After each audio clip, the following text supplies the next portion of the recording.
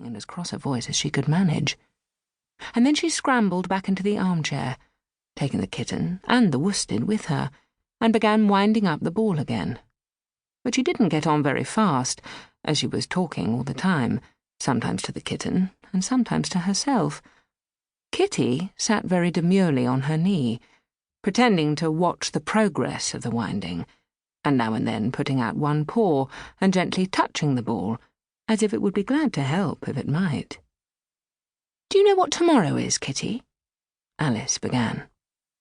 "You'd have guessed if you'd been up in the window with me. Only Dinah was making you tidy so you couldn't. I was watching the boys getting sticks for the bonfire, and it wants plenty of sticks, Kitty.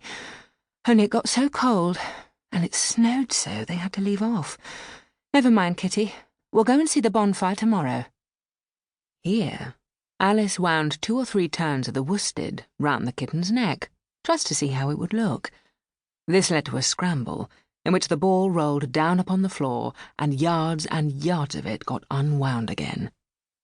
"Do you know, I was so angry, Kitty," Alice went on as soon as they were comfortably settled again. "When I saw all the mischief you had been doing, I was very nearly opening the window and putting you out into the snow. And you'd have deserved it, you little mischievous darling. What have you got to say for yourself? Now, don't interrupt me," she went on, holding up one finger. "I'm going to tell you all your faults. Number 1, you squeaked twice while Dinah was washing your face this morning. Now, you can't deny it, Kitty. I heard you. What's that you say?" pretending that the kitten was speaking.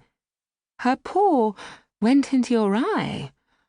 Well, that's your fault for keeping your eyes open. If you'd shut them tight up, it wouldn't have happened. Now, don't make any more excuses, but listen. Number 2, you pulled Snowdrop away from the tail just as I put down the saucer of milk before her. What? You were thirsty, were you? How do you know she wasn't thirsty too? Now for number 3, you unwound every bit of the worsted while I wasn't looking. That's 3 faults, Kitty, and you've not been punished for any of them yet. You know I'm saving up all your punishments for Wednesday week. Suppose they'd saved up all my punishments," she went on, talking more to herself than the kitten. "What would they do at the end of a year? I should be sent to prison, I suppose, when the day came.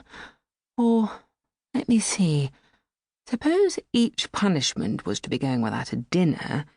Then, when the miserable day came, I should have to go without 50 dinners at once. Well, I shouldn't mind that much. I'd far rather go without them than eat them. Do you hear the snow against the window panes, Kitty? How nice and soft it sounds, just as if someone was kissing the window all over outside.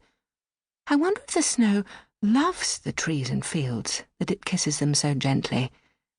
And then it covers them up snug, you know, with a white quilt.